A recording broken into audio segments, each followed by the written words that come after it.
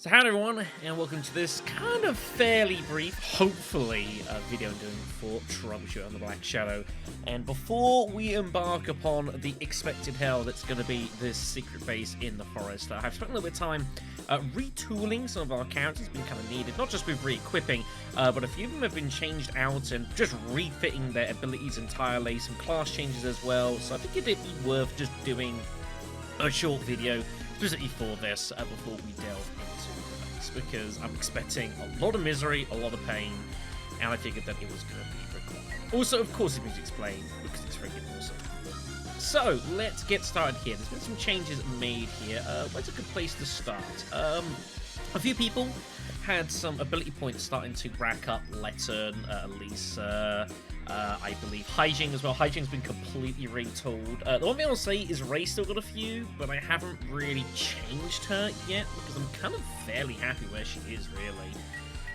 Her mastery board doesn't allow much more space for like, kind of increasing, so I am gonna have to tweak this eventually. But she's got lots of abilities, lots of stuff going on, lots of synergies. Escape Death looks great, but I don't have Cheating Death, and Research Paper looks really good, but I also don't know what this is either. So until I grab both of those, it's, you know, it's kind of tricky. Even Modified Potion would be kind of nice as well by the educational book. So Ray will be retooled down the line, but it won't be just right yet. One thing I have done, though, is I have given her the expansion pack. She's had Graffiti on for a long time, which is pretty useful, allowing her to attack people and remove all debuffs from them.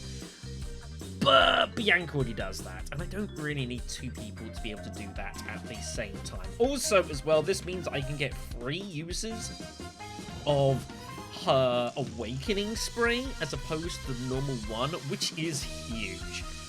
This just insta-overcharges anything I target, and that is very significant. There's a reason why it has a pretty big caster and a pretty big vigor requirement, because it's a very strong ability.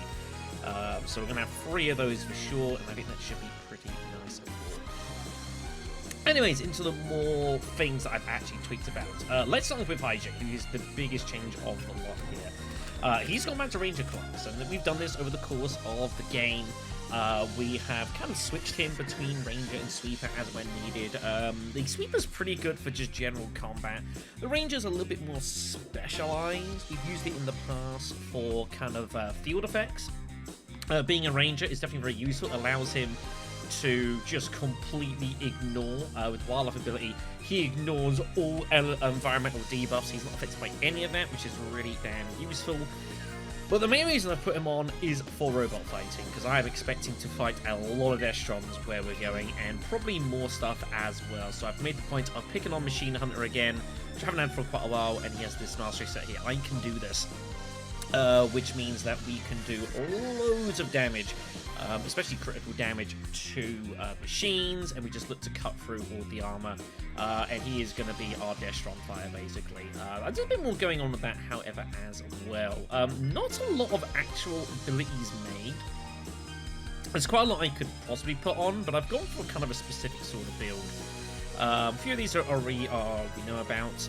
I've also gone as well with lots of responsive fire with resistant shooting, and specifically, yeah, resistant shot, which is a basic ability here.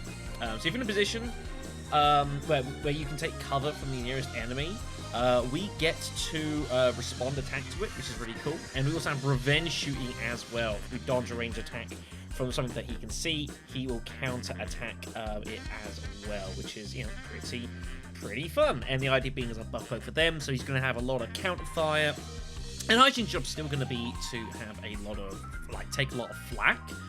His health has gone down a little bit with this. He's down to just 3,000 now, which is still a fair amount, but he doesn't have, like, fire resistance, so he is a little bit more fragile, and I need to be a little bit cautious of that. But the idea being that we just keep him in cover. Stuff with like with moving as well. Like he's got like cover move as well, which we've seen being used against us, which is very strong. This one, yeah, decreases hit chance on you while taking cover by 50% in addition to what's going on, and it also means that this combined with I'm not down yet here as well. or one of these two. Basically, the idea being is that he's going to be in concealment a lot as well, which is really huge. Base defense, that's the one. So after attacking a position where you can take cover, you conceal, and concealing improves this. Dodges all range attacks, and just all kind of synergizes quite nicely there. So he's going to take a lot of front, find some good cover, take a lot of fire, shoot, respond, and kind of take a lot of the attention is the plan here of hygiene. I've even gotten with a Spirit Mastery set as well, which is kind of a little surprising. I haven't done many of these. Solidarity. So this is with morale boost. If he puts a target, allies close to him get a chance to win. Spirit No gives up, which is a little bit of extra defense here. If you attack an enemy at higher level, more HP. His dodge and block goes up by 10. The idea that if he does take some damage, this will help him to kind of fight a little bit longer. Also, bit extra XP, which is fine. Sharp Spirit, which decreases target's block by spirit that he gains. And Integration of 1, which is what a ability I don't think I've ever used. There's a few of these around that are class specific that give you a variety of buffs depending on what else you've got on. And this is Integration here, giving extra SP for every common one. For every spirit one, some speed, so it's plus high speed. But the main thing was I've got a lot of human things on here. I've got both Keyboard Warrior and Secret Enlightenment. Secret Enlightenment is basically buffing basic, and these two buffs attack and defense slots, which gave me a lot of human slots. So I actually thought it was a good time to put this on, which is going to give him a lot of extra vigor. You're looking about like an extra 55, 60 vigor or something that he's getting here. 65 vigor he's getting, so he is very good in the vigor department. And his abilities don't even take, they take a little bit, but nothing too dramatic. So this using like chain fire and overwatching, he'd be super aggressive. He's got sprint on as well, so he can be very aggressive in the field. He's also got full vigor recovery as standard, so he should probably never really run out of stuff unless things get really crazy. So that is the plan for there, but we'll see how things go for him. He's obviously got a very, very strong gun. His gun as well, actually, the dynamis we got off of Sanson gives extra strength, critical damage to responsive and counter attacks as well, which is exactly what this is all about. So basically, that's the idea. I think there's a lot of cool stuff to come from this, and yeah, I hope it goes fairly well for him. One last thing before I move on here that I've also tried to do with Hyjing is that he actually has a fairly solid critical damage ability, partially because of the weapon he's got and other bits and pieces as well, so I've tried to make the most of that. His crit chance, however, isn't that great. So I've gone on and put on a couple of masteries to help with that. Concentration and Opportunity Strikes each give plus 10% crit chance each.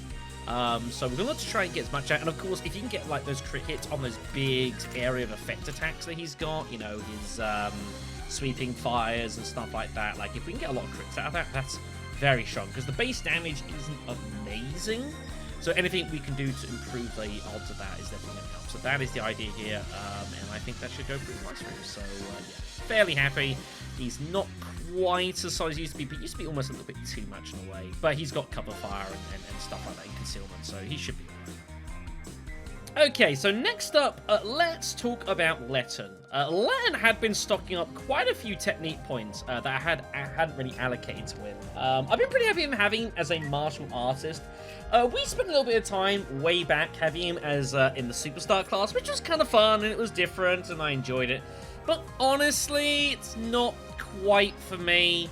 I think it's a little bit too funky. There's also like these little masteries here that I don't even know how you get any of that stuff at all. It's interesting, it's different, but to be honest, him having martial arts has been pretty good. We've been using him as kind of a defensive sort of player, if you will. Recently, we've kind of like take a bit of fire and a bit of flak and that sort of thing, and I'm kind of deciding I'm going to go a little bit heavier into that.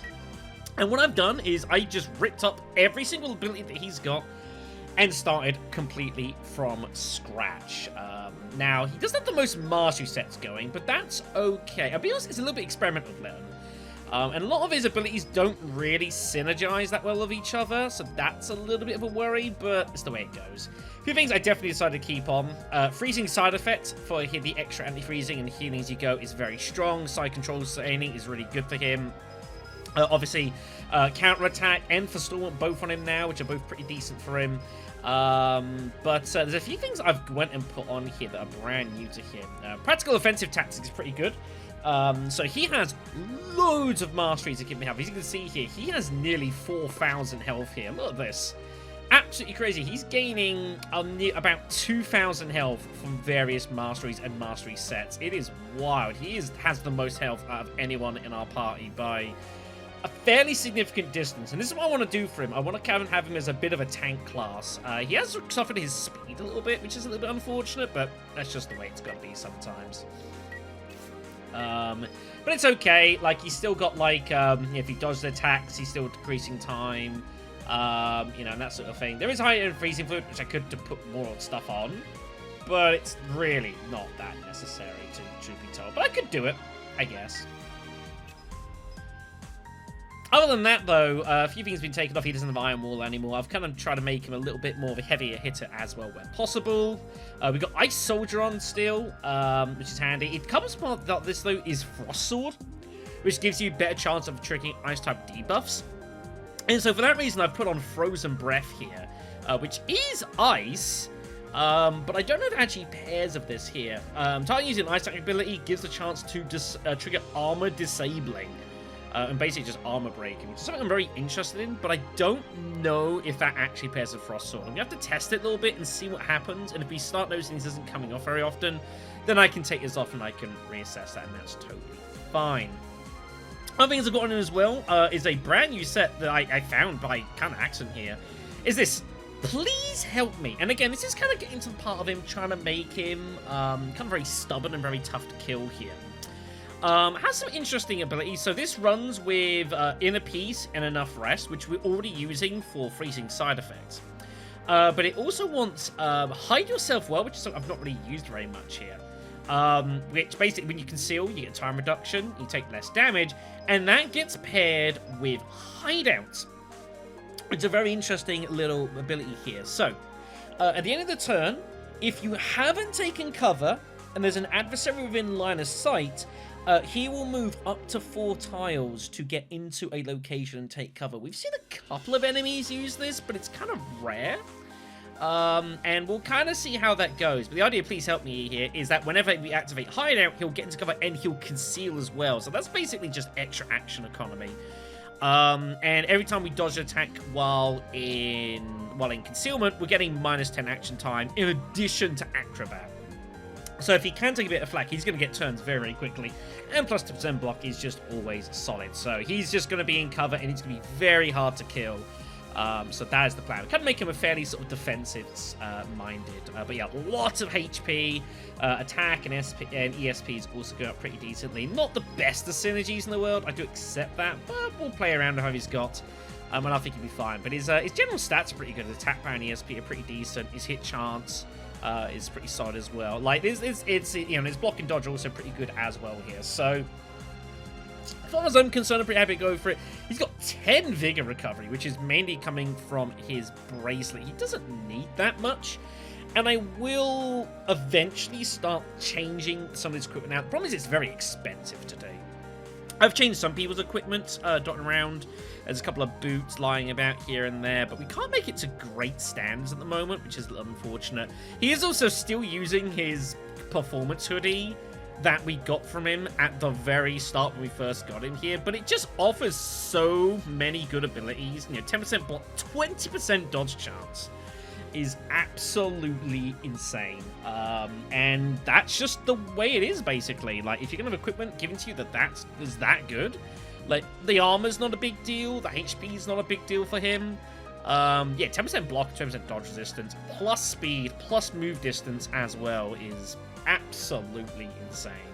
One of the best pieces of equipment in the game as far as I'm concerned. Very, very strong. And that brings us to Elisa.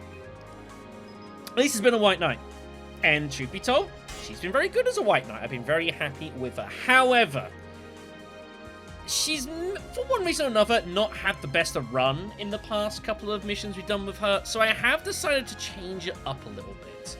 And this is also a little bit experimental. I don't know how well this is going to work, but I took all of her abilities and just took them off of her and just rebuilt her from scratch. With some specific things I was after, of course. Like, I'm always going to have, like, Forestalment and Town Attack, that sort of thing on her. But there has been some definite tweaks here. You'll notice that the way she's decked out is definitely a little bit different, but that is a point of it. I've put a couple of warrior abilities dotted around here, see as well, like Glorious Scar, Sweet and Battlefield still on. Spirit of Warrior here, though, and this is a big thing I'm looking to do, Elisa, is I'm looking to make her very quick. So, there's some clever synergy going on. If you go to just Elisa's base speed here, it's 76. It's nothing to write home about. The sword's helping a bit here, but the truth is, this speed is not 76.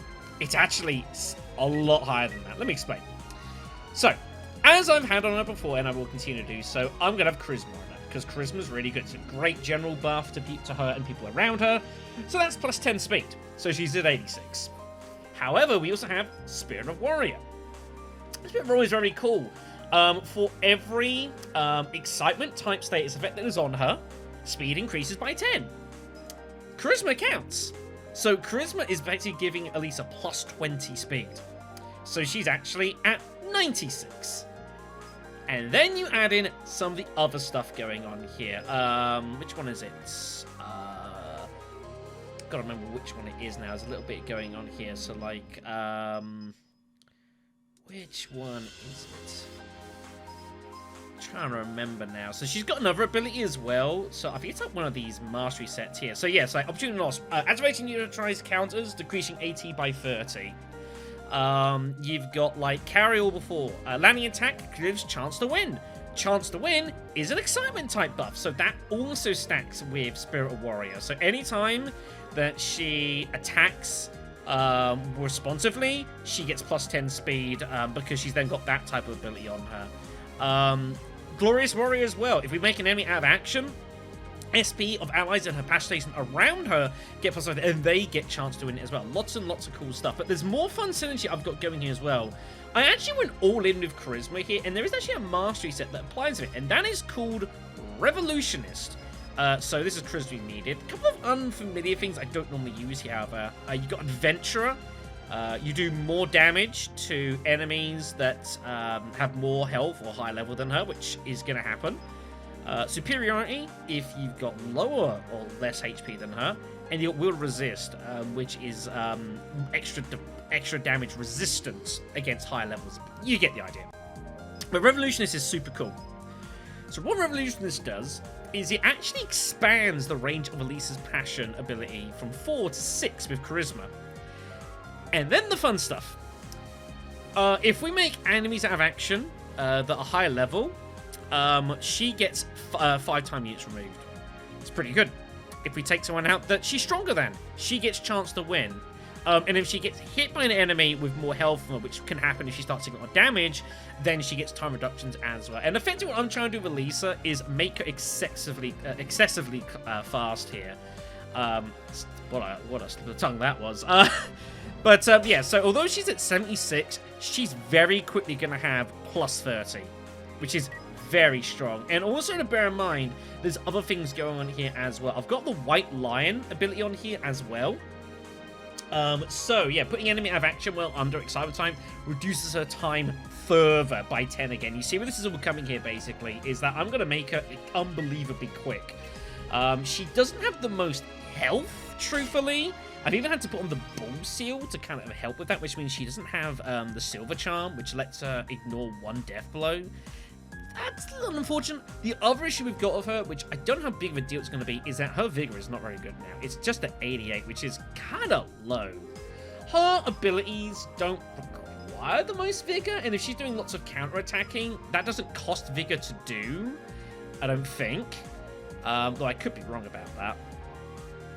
But yeah, this could be a problem, and she's got the Vigor recovery either. So what I've gone and done is I've actually gone and given her energy potions. I've taken off the healing items that she's got. The idea being that she's just getting support from other people. Energy potions are pretty cool. We get to use it out them. It will recover all of the Vigor that she has. So if in a pinch I need it to use it, that's great. Vigor's restored. But it also activates Vitality, which gives plus 3 Vigor recovery. And it's the same thing that gives here the being motivated. When our characters are motivated, yeah, they get plus 3 recovery for the first 9 turns of the combat. Well, I can go ahead and put that back on. So if things get prolonged, rather than having her have to Vigor Recovery, which obviously is going partly against her big high speed, I'm just going to use an energy potion just to get her straight back into combat. I mean, she's going to need some healing from other people. She has no way of healing herself, and that is a danger that I'm taking, but, you know, it should be good. But she's got a very high block chance. This isn't accounting, I've got an all-out defensive stance, which would give her plus 20% block here, all-out defense. Yeah, immune to delaying action times as well, 20% damage reduction, extra block from that as well, like lots and lots and lots of good stuff here. So that's the idea of Elisa, is to get her like very high on the speed. I've had to make a couple of sacrifices. The other thing this is cool with this though, is that it does allow me a little bit of room to improve stuff. So for example, I've got blunt resistance on at the moment, which, because I'm out of skill points. But the thing I've got to bear in mind is that there's only 5 levels left for most people to gain, so I don't need to build in that much room for growth in a lot of these builds. I can afford to do a little bit, like this can go up to like 2 or 3. I can give her like impulse fields, second heart, whatever the heck I want to do, distortion field, that sort of thing. And then she's probably going to be pretty good, truthfully speaking. There's a couple of things I would have liked, to be fair. Like, she doesn't have extreme speed, which was helping her previously, which would give her, like, automatic Bladestorm hits, which would be pretty cool. Undefeated's also gone as well. No lightning reflex on her, which I enjoyed her for a little bit, which is just what it is. But it's not a big deal. I still think she'll be pretty good, but we'll have to see slightly how it goes in the field. And I think that's largely it, really. There's been a couple of minor tweaks dotted about here and there, just updating a couple of people. But I don't think there's too much else going on. A couple of changes of equipment here, like the Crimson Sky has been improved a little bit more. A couple of other people as well have got like better piece of equipment on them. So I think like a couple of people have had like some kind of low-level equipment dotted about on them, so I've just been improving that where possible. And just making what tweaks I can. I think like his boots were like level 40 or something. So just kind of updating stuff best I can, but it is kind of expensive. I've got these boots on here that I actually found on her, which is not too bad. There is 2 things that I need to just do once I can. Anne is nearly level 55, and when she is level 55, I get to improve her bangle to a refined one, which will give her extra ESP power. Which would be kind of neat, but I've got to wait 1 more level until I can go ahead and put that on her, and I'll keep the reinforced charm on her because it's obviously really useful, gives her loads of block, that's solid. The only other thing that has... what was I going to do? Who was it that had been tweets? Oh, Kylie, that was it. Let me go to Kylie here. So Kylie's had this on her for quite a while, this Master Machine Craftsman. Because it's part of a set which plays into the A kit, which means that we've got loads of protocol uses, which is really cool. I don't know if I want to keep this on her, however. Like, it's giving some decent stats, but I did make her version 7s of her various weapons, and I might change this. I'm unsure. Let me show you these off here. So we've got the Flash Fanatic. Bear in mind, if I put any of these on, I do lose the second part of the set, which is 15 speed. And +1 move distance, which is, you know, move distance is nice. She's not got anything else going on with that at the moment. Plus 15 speed should not be ignored at all by any stretch of imagination. And also I get like a recovery of a summon machine, which isn't a big deal, but it's a thing. But I'll show you these off regardless. So we've got the Flash Fanatic version 7, which looks pretty cool, by the way. I'll show you this off here. Look at these spiffy little cubes, like little Rubik cubes almost. I think they look absolutely adorable. I think that we should change the model of what I've got. I need to. That's definitely a thing we can do. And we also have the Limitless ones here, which I picked up. This is the Magic variant.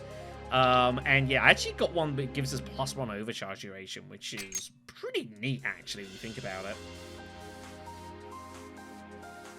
And this looks like this as well, little bauble things as well. But yeah, I haven't decided what to do with her. The problem is, losing 15 speed isn't a big deal.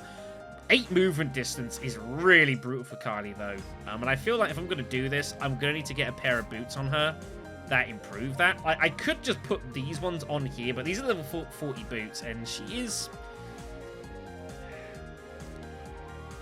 suffering a little bit, and I don't know if it's worth it. The other thing is, as well, is that if I'm going to do that, I feel obliged to, like, take this off, because it's just giving hit chance and some assist protocols. But then it's like, I don't know, what else would I put on her, really? I could give her, like, the charm, but she's already got something to protect her from death hits. I could give her the Hellfire Seal for some ESP ability, I suppose. I don't know, I haven't quite decided. I'll probably make my decision later on down the line. But for the time being, we're going to keep on the Craftsman's here, because it's actually a pretty decent piece of equipment, and this took forever to make as well. This is one of the most... This Craftsman, Mono Vivi, is probably the most expensive piece of equipment I have in the game, without question. Its sell price is over 6 grand. The amount of effort that went into this probably cost me like 35 grand just specifically to make this. It was absolutely insanely expensive, so I'm kind of reluctant to push it off, but we'll kind of see how things go. But yeah, that's just basically catch up with everyone else's, basically. I don't think there's much else that's been tweaked. There's not much else that is going to be tweaked. Like Irene, I'll probably tweak around a little bit once I get a chance to. You know, but again, some people have got clear routes to like expand into, and some people just kind of don't. And it is making things a little tricky. But we'll play as we go. Just not enough slots, kids. Just not enough slots, and Misty knows all about that. She is struggling a little bit for the slots. I will rework Misty once I get to like level 54, 55. I'll probably just take everything off and redo again. I was just to see if this poison stuff is of any use to us. I honestly don't know if this poison stuff is going to be any use. You know, because the one thing I've noticed about this game, and I've mentioned this before, this is definitely a trend that develops, is, how's the best way to describe this?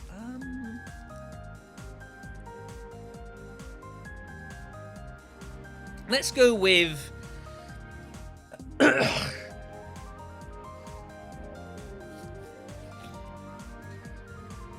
So as we've progressed through the game, not only have we gotten more efficient at, like, the game when kind of working it, our opponents and, you know, the AI and the enemies, how they're designed, have also got much more efficient at the game as well. And in a way, if you compare to what we had at the start of the game, where there was definitely a bit of backwards and forwards in combats, we're kind of down like where it was and where it kind of is in, like, in the world of Final Fantasy Tactics, where it is very kill or be killed. And there's not a lot of give on either side. I don't know if I'd go quite as far as saying it's about who can one-shot who first. Although there are definitely times where that danger can happen. We've seen before people just getting, like, just crit in full cover, and that's it, they're just out. And that definitely does happen on occasion. So that is a little bit of a thing that's going on. And what it means is that when things kind of get very hyped like that, and I do think they are kind of getting to that point now, it means that builds that rely on, like, kind of hitting multiple times, like with this poison stuff, might not actually have any use at all, because of course if you hit something with poison but then you kill it, it doesn't matter that you hit it with a poison or, you know, corrosion or anything like that. It just simply doesn't matter. You know, and I guess that's both a good thing and maybe not so much of a good thing, all things being honest. And that's something that I just haven't quite decided upon. You know, there are games where it's like both sides get really beefy and do the backwards forwards, and there are some games where as you go forward it becomes very sharp combat. It's kind of like this is a terrible comparison, but like I've played like the Total War series, and it's like kind of, you think of like combats in like some of the older games, you know, Roman Medieval could be kind of very long, drawn out, and then like Shogun 2, which I did on the channel, very short, very sharp fighting. It's very quick, you know, where both sides just beat the absolute piss out of each other super quickly. You know, and battles got a lot faster in that sort of thing. And that's kind of what's going on here. There's not a lot of backwards forwards. It can be a lot of who strikes who first. And who strikes who outside of someone's range, so they can't do anything about it, sort of thing. That's what's largely going on. So we'll see how things go and improve here, but I reserve the right to probably take this off. One thing I'll lastly say before I do end this video is we do have a second class, obviously, the Ninja class. I will mess about with this, But I'm not messing about with this before the mission we're about to do. That would be complete insanity and likely suicide. So yeah, not gonna do that at all. But I think that is pretty much all good to go. I did a couple of little minor missions as well, just to help with the safety and stuff, and that's fine. Anyway, so yeah, whenever I next sit down, we are going to be going to the Iron Forest secret base. And this is where the Drifter Clowns and the Dust Companions are hiding out. Do note that it is bright indoors, which means that our Darkstalker stuff for Misty won't work. So I've not put that on. It should work over here, though, and I will look to go ahead and put that on. But that's for me to worry about in the future. Anyways, folks, thank you all for watching. Take care of yourselves. See you all soon.